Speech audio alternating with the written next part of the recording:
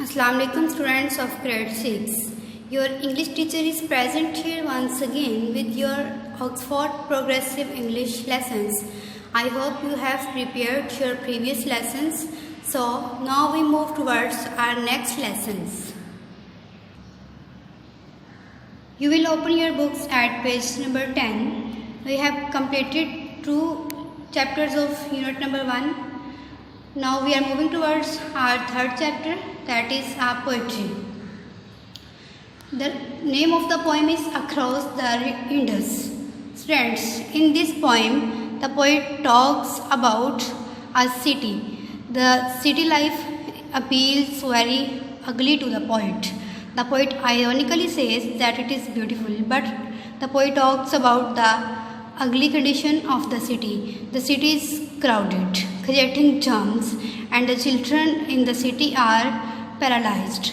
Their colors are pale, and they are naked, and they are playing games on a filthy place. So the poet leaves this dirty city behind and moves towards the Indus River. As the poet is crossing the river, he sees the image of the city into the clear water of the river. The reflection of the city attracts the poet because it is looking wonderful in the river. So the poet admires the reflection of the city. Students, now we move towards the summary of this chapter on board.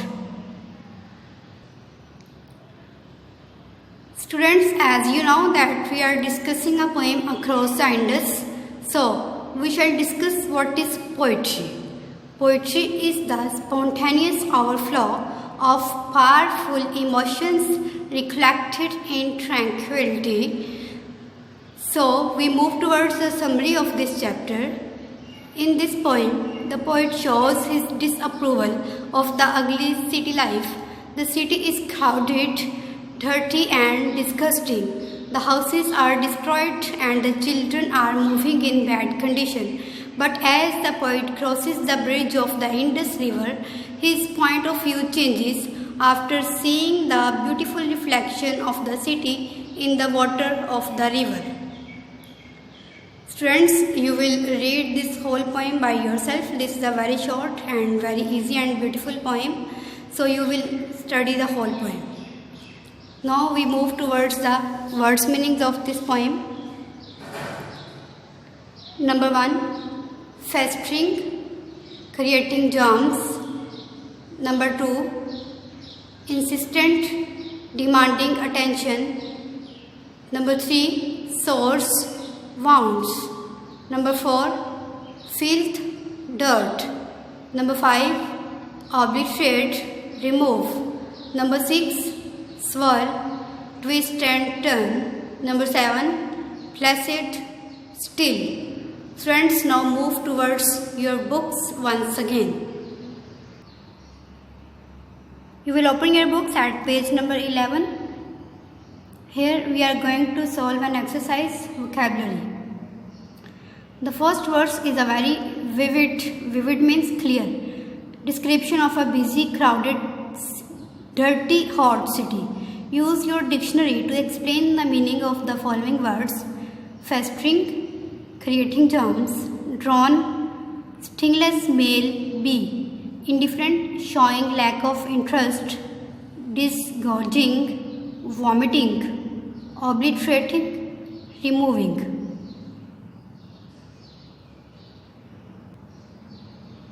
Students, you will solve this exercise on your books and learn it. Students, now we are moving towards our second part of chapter number 3 at page number 11, that is reading for detail. We will solve first 5 questions of this reading for detail. So you will open your notebooks and start to note down these questions and their answers. Unit number 1, where we live now, chapter number 3, Across the Indus, reading for detail. Question number 1, Name the 5 things which the poet does not like about the city. Answer. The poet does not like crowd, filth, flies, barren heat and the naked children. Question number 2. Why does he find the children unappealing? Answer. Because they are festering and naked. Question number 3. How has crossing the river changed the poet's feelings about the city? Answer. After seeing the bright reflection of the city while crossing the river, the poet finds it appealing. Question number 4. How does the atmosphere of the river compare with that of the city? Answer. The river is clear, quiet and pure, whereas the city is dirty, noisy and disgusting. Question number 5. Which different words could you use to describe the atmosphere of the city and the atmosphere of the river? Answer. We could use disgusting and offensive for the city, pleasant and peaceful for the river. So students, we have completed our chapter number 3. Your task is to read the poem completely, learn words meanings, learn reading for detail, learn the exercise on the book.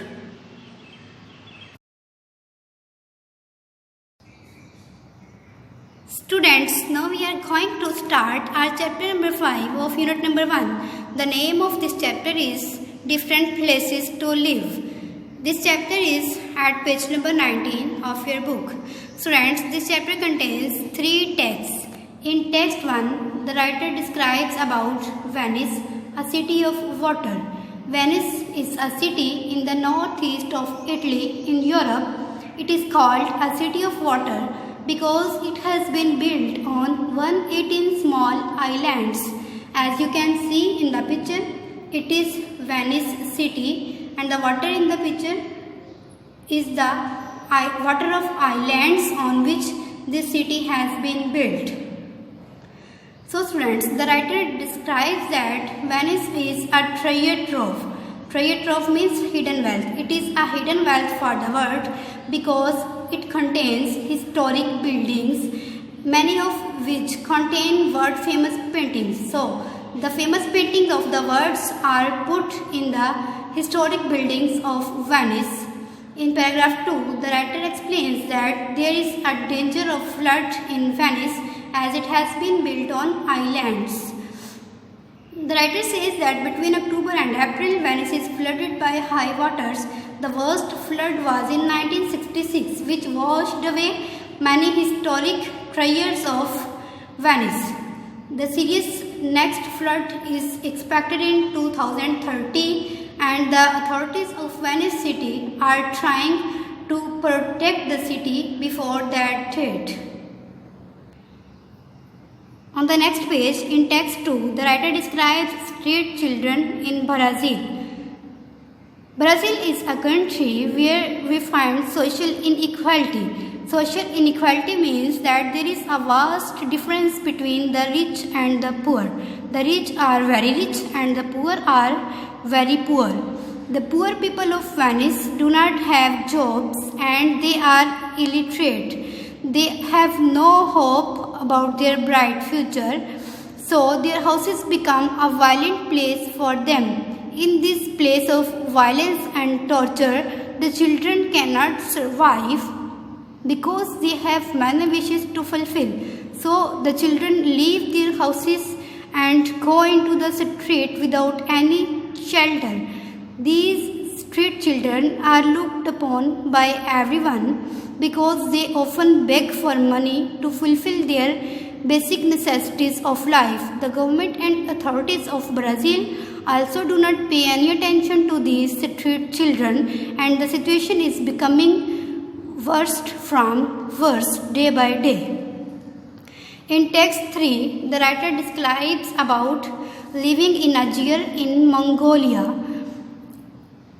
In Mongolia, people live in a jail. A jeer is a circular tent and it is made of wood and animal's skin. The people who live in this jeer are called nomad people.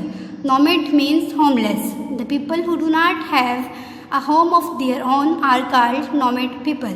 These people have animals including horses and sheep, and wherever they find food and water for their animals, they move to that place and create a jeer of their own.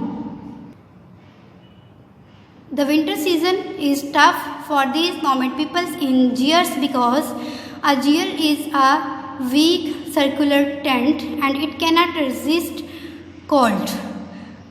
The writer explains that the nomads, the homeless people, eat meat when they have a successful hunt, otherwise they live hungry most of the time. Now we move towards the summary of unit number 1, chapter number 5. Summary. In this chapter, 3 places of the world have been introduced.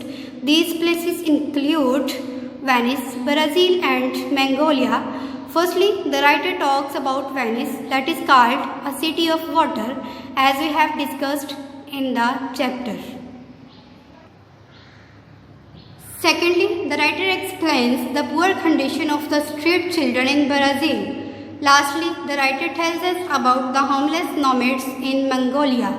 Students, you will read the whole chapter for proper understanding. Now we move towards the words meanings of this chapter. Number 1, echo, sound. Number 2, treasure trove, hidden wealth. Number 3, congestion, crowd. Number 4, illiterate, uneducated. Number 5, apex, highest point. Number 6, cozy, comfortable. Number 7, nomad, homeless. Students, you will write these words meanings in your notebooks and learn them. Students, now you will open your books at page number 21. Here we are going to solve an exercise, vocabulary. Find the word or phrase in the text to match the following definitions. Text 1, Venice, a city of water. We shall find the definitions of these words from text 1. Local ferry boats, gondolas. Overcrowding, crowded or congestion. Very impressive, stunning. Store of valuable things, treasure trove. Precious artifacts, paintings or art treasures. Forecast, predict. Text 2, street children in Brazil. We will search the definitions of these words in text 2. Plain to see, obvious. Unfair division of wealth, social inequality. Unable to read or write, illiterate. Minimum, barest. Very big indeed, gigantic. Have a subsistence, existence, scratch a living. Text 3. We will search the definitions of these words in text 3. Fabric, wool. Hidden from sight, obliterated. Cuts sharply, skies. Female, sheep, eaves. Value, price. Without a saddle, bare back. Now we will solve this reading for information. This reading for information contains of 3 texts. So we will solve 2 questions of each text. So open your notebooks and start to write. Reading for information. Text 1. Question number 1. Why is City of Water an appropriate name for Venice? Answer. Because it has been built on 118 islands. Question number 2. Why are gondoliers essential to the Venetians? Gondoliers means small boats that are used to carry away the people. Answer. Because they carry people across the water. These 2 questions are from text 1. Now we move towards text 2 and it's question number 5 on your book. What is social inequality? Give examples from Brazil and from your own country. Answer. Social inequality means unfair division of wealth. The poor street children in Brazil are its best example as similar to our own country. Question number 6. Explain the factors which contribute to the poverty in Brazil. Answer. These factors include unemployment, illiteracy, pessimism and the government. Now we are moving towards our text 3 and question number 9 on your book.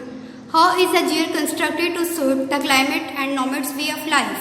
Answer. Azure is constructed with wood and animal skin. A thick woolen material is also used in it to suit the climate and nomad's way of life.